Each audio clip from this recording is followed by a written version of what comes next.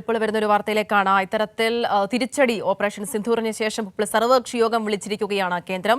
നാളെ 11 മണിക്ക് പാർലമെന്റിലാകും ഈ യോഗം ചേരുക. സ്വാതി സന്തോഷുണ്ട് ദില്ലിയിൽ നിന്നും. സ്വാതി, ഇത്തരത്തിൽ തിരിച്ചടിയുടെ ഭാഗമായി തുടർ നീക്കങ്ങളുടെ ഭാഗമായി സർവകക്ഷി യോഗം വിളിച്ചിരിക്കുകയാണ് കേന്ദ്രം. എന്തൊക്കെയാണ് ലഭിക്കുന്ന വിവരങ്ങൾ?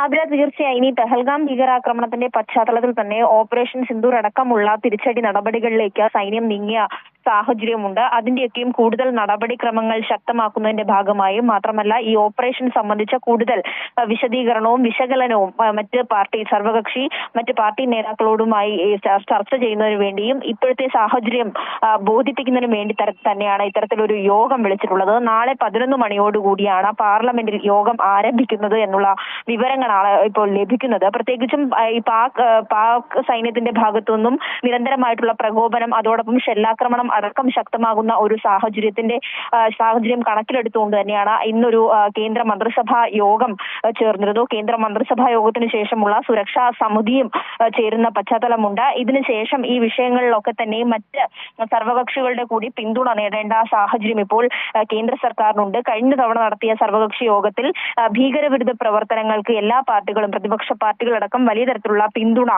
കേന്ദ്ര സർക്കാരിന് അറിയിച്ചിരുന്നു. അത്തരത്തിൽ പിന്തുണ തേടുന്നതിന്റെ സാഹചര്യം കൂടി മുൻനിർത്തിക്കൊണ്ടാണ് ഇത്തരത്തിലൊരു തീരുമാനം വന്നിട്ടുള്ളത്. നാളെ 11 മണിയോടെ സർവകക്ഷി യോഗം ഉണ്ടാകുമെന്നാണ് മനസ്സിലാകുന്നത്. അതോടൊപ്പം തന്നെ പ്രതിരോധ സംവിധാനങ്ങളടക്കം ഏത് തരത്തിൽ ശക്തമാക്കണം എന്നതുൾപ്പെടെയുള്ള നടപടികളിലേക്ക് പോകും. അതോടൊപ്പം തന്നെ പ്രതിരോധ മന്ത്രി ഇതിനോടകം തന്നെ ജമ്മു കാശ്മീർ ഈ പ്രശ്നബാധിത പ്രദേശങ്ങൾ സന്ദർശിക്കണമെന്ന നിർദ്ദേശവുമുണ്ട്. ഇതൊക്കെ തന്നെ മറ്റ് സർവകക്ഷികളുമായി തന്നെ ബോധിപ്പിക്കുന്നതിനും വിലയിരുത്തലുമായി ബന്ധപ്പെട്ട് തന്നെയാണ് ഇത്തരത്തിൽ യോഗം വിളിച്ചിട്ടുള്ളത്. ആതിര, ശരി, വ്യക്തമാണ്. സർവകക്ഷി യോഗം വിളിച്ചിരിക്കുകയാണ് കേന്ദ്രം. നാളെ 11 മണിക്ക് പാർലമെന്റിലാണ് ഈ യോഗം ചേരുക. ഇത്തരത്തിൽ തുടർ നീക്കങ്ങൾ, നിലവിലെ സാഹചര്യങ്ങളടക്കം ചർച്ചയിൽ എടുക്കുന്നുണ്ട് എന്നുള്ളതുകൂടിയാണ് നമുക്ക് മനസ്സിലാകുന്നത്. സ്വാതി സന്തോഷാണ് വിവരങ്ങൾ നൽകിയത്.